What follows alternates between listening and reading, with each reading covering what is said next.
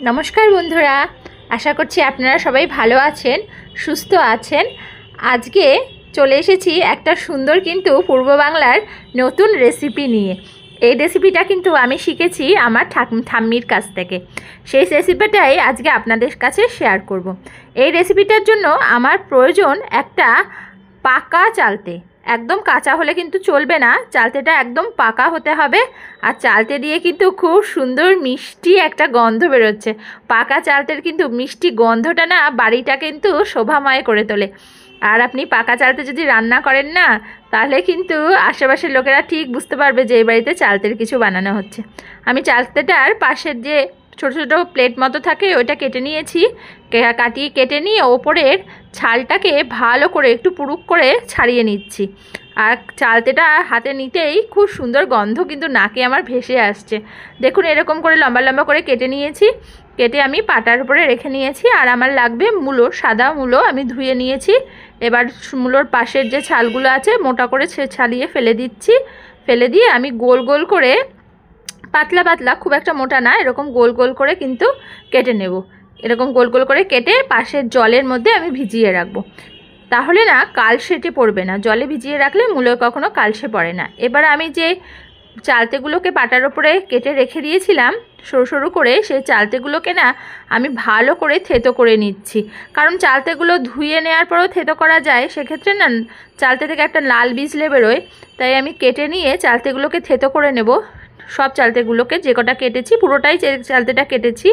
থেতো করে নিয়ে তারপর আমি আবার ভালো করে সুন্দর করে ধুয়ে নেব। আর ভালো করে থেতো করব, যাতে ভেতরে সব রস, যখন আমি এটা রান্না করব না তখন যাতে সব রস ভেতরে ঢোকে, এই জন্য ভালো করে থেতো করে নিতে হবে। দিয়ে একটুক্ষণ ভিজিয়ে রাখলেই হবে কি, চালতের ভেতরে যে নাল বিজলে আছে না, সেটা জলের সাথে পুরো বেরিয়ে আসবে। আমি একটা কড়াই বসিয়ে দিয়েছি। কড়াইতে অল্প করে সাদা তেল দিচ্ছি। আপনারা চাইলে সর্ষের তেলও দিতে পারেন, তবে সাদা তেল দিয়েই করছি আমি। আমার এখানে সামান্য কয়েকটা উপকরণ লাগবে। সামান্য কয়েকটা উপকরণে কিন্তু অসাধারণ একটা রান্না তৈরি হয়ে যাবে। দুটো শুকনো লঙ্কা ফোড়ন দিলাম, আর কটা সাদা সর্ষে দিয়েছি। আপনারা চাইলে কালো সর্ষেও দিতে পারেন। সর্ষেটা আমার পুড়ে গেছে। এবার হাতার পিঠ দিয়ে ভালো করে এরকম ডলে দিচ্ছি, তাহলে না সর্ষের দিয়ে খুব সুন্দর একটা গন্ধ বেরোবে। এবার ধুয়ে রাখা চালতে থেতো করা কড়াইতে দিয়ে ভালো করে সাদা তেলের সাথে কষিয়ে কষিয়ে নেড়ে নেব। তাহলে হবে কি, চালতের থেকে যে নাল বিজলিগুলো থাকে সেগুলো কিন্তু তেলেতে গিয়ে আর আটকে যাবে, আর একদম আর নাল বেরোবে না। আর এটা ভাজা ভাজা করলে খেতেও কিন্তু পরে সুন্দর হবে। যে খাবারটা বানাবো তাতে কিন্তু খুব সুন্দর হবে। এবার ডুমো ডুমো করে যে আমি কেটে রেখেছিলাম মূলোগুলোকে একদম গোল গোল করে পাতলা বাঁশেই কেটেছি, সেগুলোও দিয়ে দিচ্ছি। দিয়ে ভালো করে সুন্দর করে নাড়িয়ে নেব, কষিয়ে নিতে হবে, একটু ভাজা ভাজা মতো করে নেব। এটা কিন্তু আমার ঠাম্মির একটা বিশিষ্ট রেসিপি। অনেক বাড়িতেই আছে প্রচলিত একটা নিয়ম যে সংক্রান্তির আগে এই রান্নাটা করে রেখে দিতে হয়, তারপরে সংক্রান্তির আগে বা সংক্রান্তির দিন এটা খেতে হয়। এটা প্রচলিত নিয়ম আছে, সেই অনুযায়ী আমি রান্নাটা করেছি। এবার আমি অল্প করে এতে দিয়ে দিচ্ছি হলুদ আর একটু লবণ, সামান্য কয়েকটা উপকরণ, বেশি কিন্তু কিছু লাগে না এটা রান্না করতে। একদম সামান্য উপকরণে এই রান্নাটা করলে অসাধারণ খেতে হবে। আর একবার যাকে এই খাবারটা খাওয়াবেন না, সে কিন্তু প্রতি বছর অপেক্ষা করে থাকবে কবে সংক্রান্তি আসবে আর কবে আপনারা এটা করে খাওয়াচ্ছেন। আর আমি এই বাড়ির বাটিতে উষ্ণ কুসুম গরম জল করে রেখেছিলাম, সেই জলটাই কিন্তু আমি ঢেলে দিচ্ছি। কিন্তু আমি এখানে ঠান্ডা জল ব্যবহার করিনি, কুসুম গরম জল দিয়েছি। দিয়ে পরিমাণ মতো করে দেব, যে যতটা আমার চালতেটাও সেদ্ধ হয়ে যাবে, আবার মূলোটাও সেদ্ধ হয়ে যাবে, কিন্তু একটু ঝোলও থাকবে। এবার এর মধ্যে আমি হাফ বাটি চিনি দিয়ে দিচ্ছি। হাফ বাটি আমার চিনি লাগবে। আর লাগবে কিন্তু মেন উপকরণ নইলেন গুড়। নইলেন গুড় কিন্তু আমি এখানে 4 চামচ মতো নইলেন গুড় দেব। নইলেন গুড়ই কিন্তু পুরো চালতে আর এই যে মূলোর মধ্যে পুরো রসের মধ্যে ডুবে যাবে।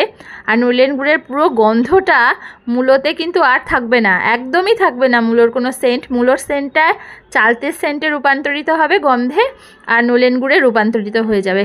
পরে যদি কাউকে আপনারা খেতেও দেন না, যদি না বলে দেন না যে এর মধ্যে মূলো দেওয়া আছে, তাহলে কিন্তু কেউ বুঝতে পারবে না। এটা কিন্তু চালতে দিয়ে মূলোর টক, পূর্ব বাংলার একটা বিখ্যাত রেসিপি।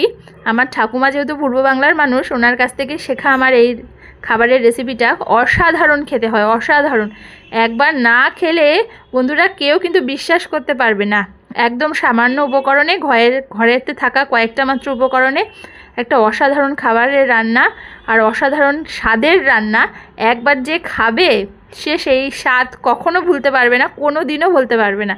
আর সারা বছর অপেক্ষায় থাকবে যে কখন আপনারা সংক্রান্তি আসবে আর আপনারা এই রেসিপিটা করে তাদের খাওয়াবেন। একবার প্লিজ কিন্তু বানাবেন আর আমাদের এই চ্যানেলের সাথে থাকবেন। যারা এখনও আমার পরিবারের সদস্য হননি তাদের কাছে আমার আন্তরিক বিশেষভাবে অনুরোধ যে আপনারা প্লিজ সাবস্ক্রাইব করে আমার এই ছোট্ট পরিবারটাকে সঙ্গে থাকুন, আমাদের পাশে থাকুন, আমাদের সাথে থাকুন। আর এই দেখুন আমার কিন্তু হয়ে গেছে, আমি বেড়ে নিয়েছি, কি সুন্দর রং হয়েছে দেখুন, স্বাদে গন্ধে অতুলনীয়। এই রান্নাটা করলে কিন্তু আশেপাশের 10টা বাড়ির লোকও কিন্তু বুঝতে পারবে যে আপনার বাড়িতে চালতে দিয়ে কোনো মিষ্টি কোনো উপকরণ তৈরি করা হয়েছে। কাউকে বলতে হবে না, সবাই এমনিই বুঝে পারবে যে এই বাড়িতে চালতে দিয়ে কিছু করা হয়েছে। ভালো থাকবেন, সুস্থ থাকবেন, সঙ্গে থাকবেন।